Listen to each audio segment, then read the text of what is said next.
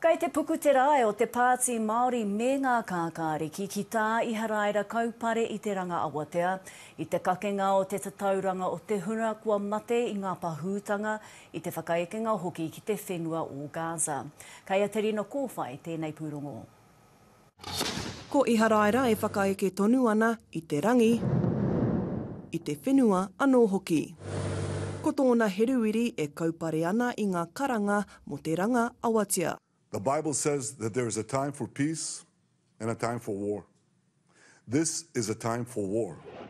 Auake i te kauhau a te Premier o Iharaira, ka haruru te kōrero ki ngā rōpū i Aotearoa nei. From the river to the sea, Palestine will be free. For us, it's been very clear that the Israeli government has provided two options to the Palestinian people.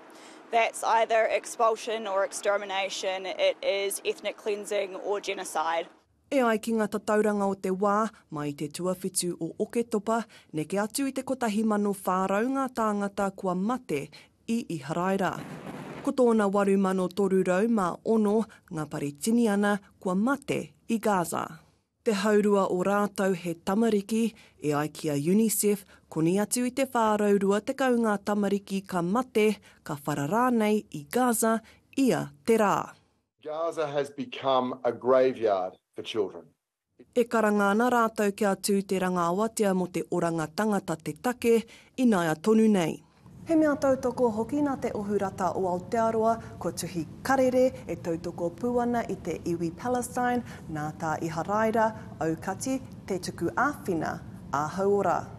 We have a global leader with the help of some global, extremely influential leaders funding him, supporting him, standing by him to kill, murder and to rip to shreds these innocent tamariki.